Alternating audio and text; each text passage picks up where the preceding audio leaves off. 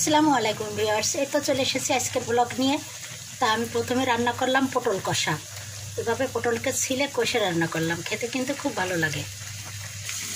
আর রান্না করব চিকেন। এই যে মশলাকে সমস্ত কিছু দিয়ে কষে নিয়েছি। এখন কেটে রাখা চিকেনগুলোর ভিতরে দিয়ে দেবো।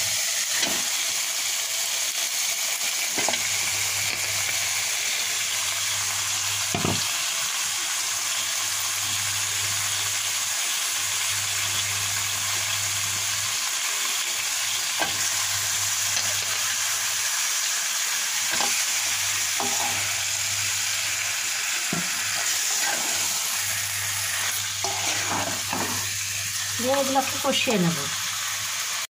চিকেন কষা হয়ে গিয়েছে, এবার আমি ঝোলের পানি দিয়ে দেবো।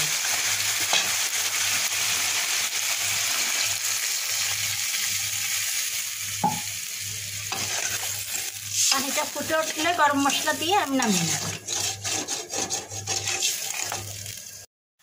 এই তো আমার চিকেন রান্না করা হয়ে গিয়েছে। আমি এখন এই যে গরম মশলার গুঁড়া হাফ চা চামচ দিয়ে দিলাম, দিয়ে নামিয়ে নিলাম। আজকের আমার রেসিপি যদি আপনাদের ভালো লেগে থাকে তাহলে অবশ্যই আপনারা আমার চ্যানেলকে লাইক, কমেন্ট, শেয়ার ও সাবস্ক্রাইব করে আমার পাশে থাকবেন। এখন চাল কুমড়ার ফ্রাই করব। এইভাবে চাল কুমড়াকে কেটে নিতে হবে। কুমড়াটা কিন্তু একটু কচি হতে হবে, চালি না হলে ভালো লাগবে না। তো এইভাবে মোটা মোটা করে কেটে একটু লবণ, হলুদ আর মরিচের গুঁড়া দিয়ে এটাকে একটু সিদ্ধ করে নিতে হবে, তা নাহলে কাঁচা থেকে যাবে।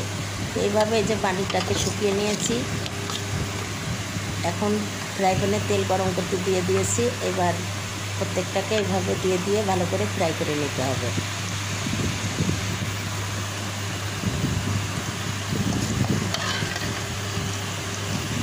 এইভাবে আমি এখন সবগুলোকে দিব, দিয়ে উল্টিয়ে পাল্টিয়ে ভালো করে বাদামি করে ফ্রাই করে নেব। সিদ্ধ হয়ে গেলেই নামিয়ে নিতে হবে।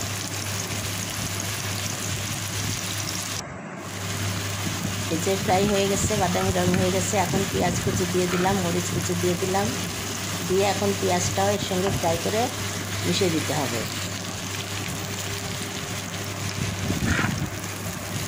এতে হয়ে গেল আমার চাল কুমড়ার ফ্রাই, খেতে কিন্তু খুবই ভালো লাগে। এবার আমি রান্না করব করলা আলু দিয়ে কই মাছের চচ্চড়ি।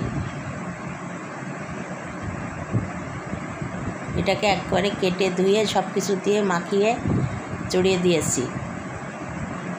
এটাও হয়ে গেল আমার রান্না।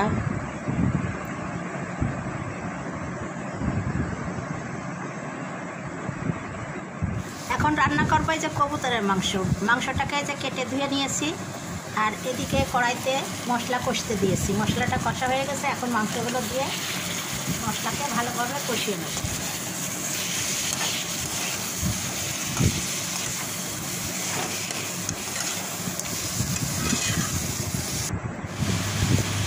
মাংস কষা হয়ে গিয়েছে, এবার সিদ্ধ করার জন্য পানি দিয়ে দেবো। দিয়ে আস্তে জালে রেখে দেবো। মাংসটা সিদ্ধ হতে অনেক সময় লাগবে। কবুতরের মাংস সহজে সিদ্ধ হতে চায় না, একদম লো হিটে রেখে দেবো। আস্তে আস্তে হয়ে গেল আমার রান্না। তা আশা করি আজকের আমার রান্নার রেসিপিগুলো আপনাদের নিশ্চয়ই ভালো লেগেছে। আর যদি ভালো লেগে থাকে তাহলে অবশ্যই আপনারা আমার চ্যানেলকে লাইক, কমেন্ট, শেয়ার ও সাবস্ক্রাইব করে আমার পাশে থাকবেন। আপনারা ভালো থাকবেন, সুস্থ থাকবেন। আবারও দেখা হবে। আজকের মতো বিদায় নিচ্ছি। আল্লাহ হাফেজ।